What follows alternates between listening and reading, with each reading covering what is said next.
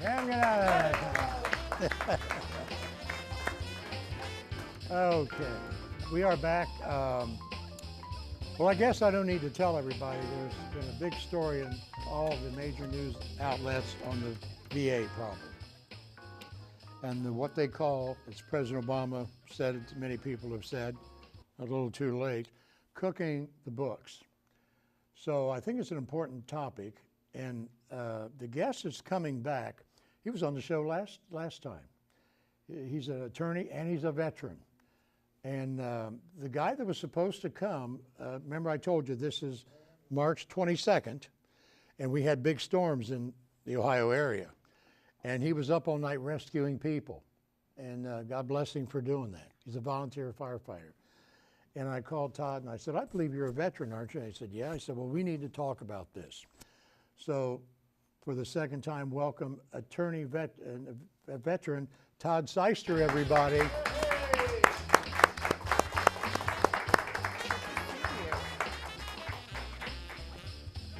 Hey, Todd, my God, I haven't seen you for, what, 14 days? At least. How you doing, buddy? Hot. Well, that's quite a hot topic, Todd. It is. And you know I do my military salute, and I just can't cope with this. So I want to mention a couple things that I've heard on the news, and we'll talk about that. Are you familiar with the film Full Metal Jacket with Yes. the actor, see if I can say his name right, R. Lee Ermey. Yes. Loved the man. Absolutely. And he had a television show where he would show you how to use a bazooka. Do you know he had a physical and he was in fine shape and they let him go up in the back seat of a Blue Angel. And they videotaped the whole thing. He's a man's man. He's what I call a man's man, this guy. Marine. Man's man Marine, that's correct. So he was asked about this on a recent interview, and his opinion was that the funds have been cut several times to the VA. That was his number one complaint with what they did. And a lot of people are calling for the resignation of Shinseki. Am I saying it right, Shinseki? I think so. Eric? Yes. But on a recent news interview, Geraldo Rivera said, and you have to stop and think, his opinion was, before you crucify somebody, let's get all the facts as much as we can, then decide if someone needs to go. Let's not just throw somebody out till we get all the facts. And now, as you know, it's gone up to 36 states. One congressman said, well, what I think should happen, if a guy can't get in within a week or two, I can't even get to my own doctor in a week or two, but sometimes I'm lucky, then if he's seriously ill, he ought to be able to go to the nearest hospital, be taken care of. He served this country. We need to serve him and all the veterans and send the bill to the VA. That was his opinion. So it is now expanded to 36 states. And the National Commander, Daniel Dillinger of the American Legion, he pretty much was saying what I said in this opening here. So being that you're a veteran, what is your feelings when you hear about these stories and some of the men has passed and then they cook the books to make it look like, you know, we all know the story. It's been on the news forever. Well, you're dealing with a bureaucracy, first of all. Sure. Mm-hmm. And bureaucracies never learn from their mistakes. They try to get more power. And I think essentially they eventually lose contact with their purpose in the first place. And instead of, they go for statistics and impressing the higher-ups rather than taking care of the business they were entrusted with or delegated to by Congress. Now, as far as the, if somebody's really sick, they can go to the emergency room at the VA, the Dayton VA. Right. But I think they have a time limit, as I've heard, that they're supposed to be seen within 30 days or 60 days, and that hasn't been taken care of. They start cooking the books, putting them aside, hiding them someplace, and then when they do bring them back, then they kind of ignore the time they've been away and start all over again. Now, 36 states, I mean, that's like a conspiracy. I mean, I could see if one state was New Mexico or one VA office, that's one thing, but 36, somebody's getting together on this.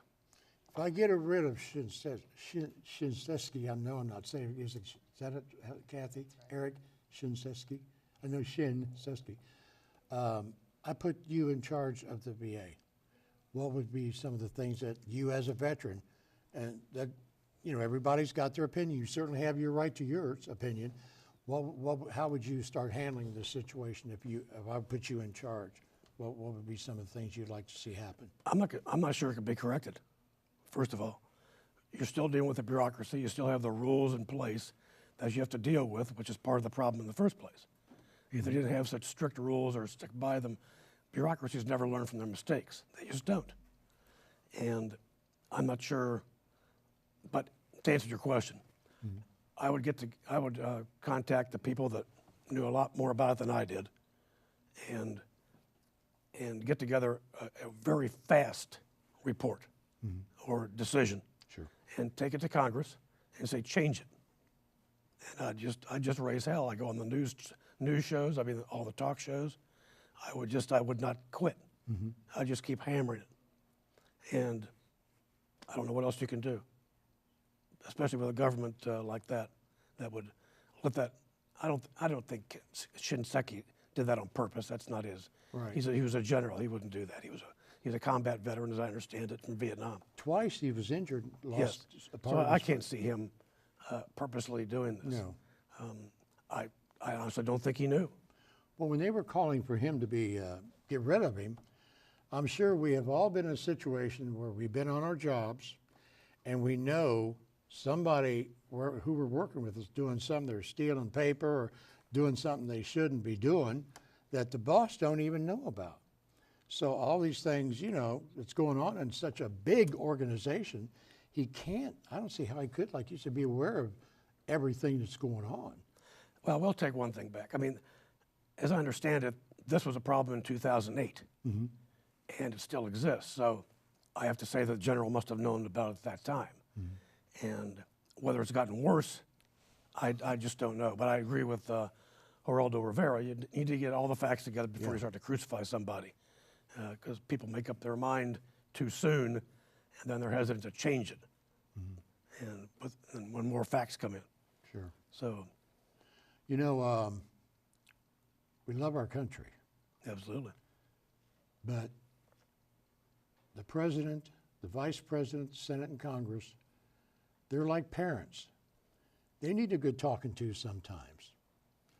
And there isn't a country in this world that doesn't have a few black eyes.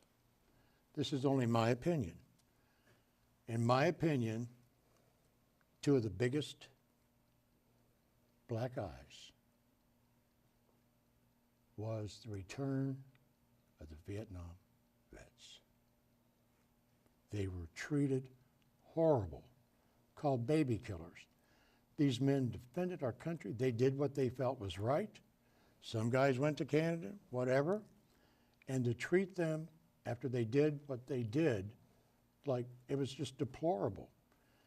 And in my opinion, I think what's going on now is another huge black eye for our veterans. And I've said several times, Kathy, you've heard me, whatever the men and women need to get the job done we're asking them to do, we need to step back, give it to them, take care of these people. I'll wait.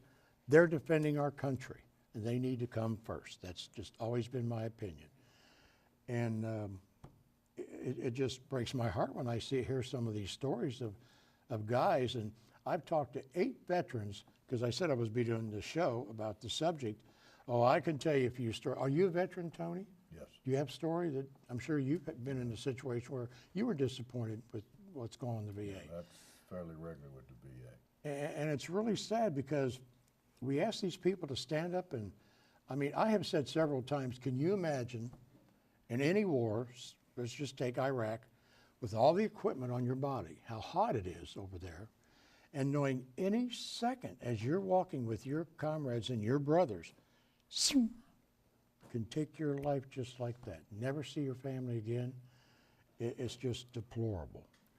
So from what I'm seeing on the news, they're constantly talking about it. Every news media is talking about it. The president gave a speech the other night on the subject.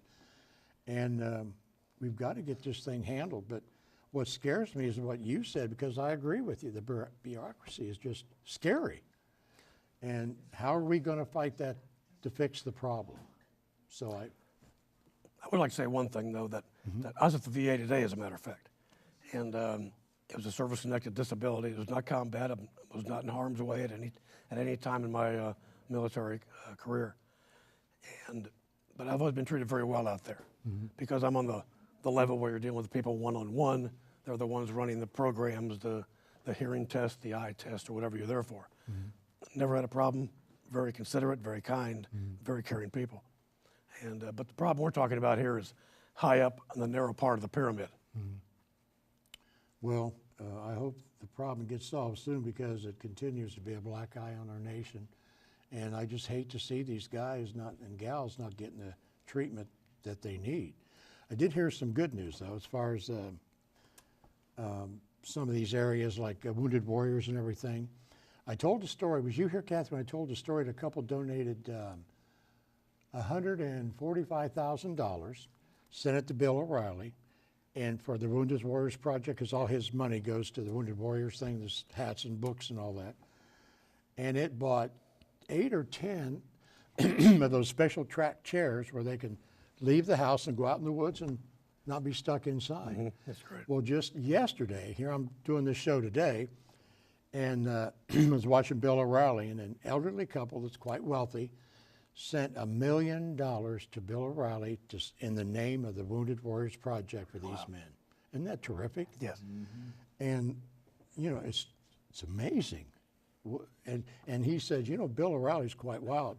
And he said, not because of the government, because of you folks. You folks, you're the ones who are doing it, not me. You're doing it. I'm just a spokesman. You send the money. You send the money.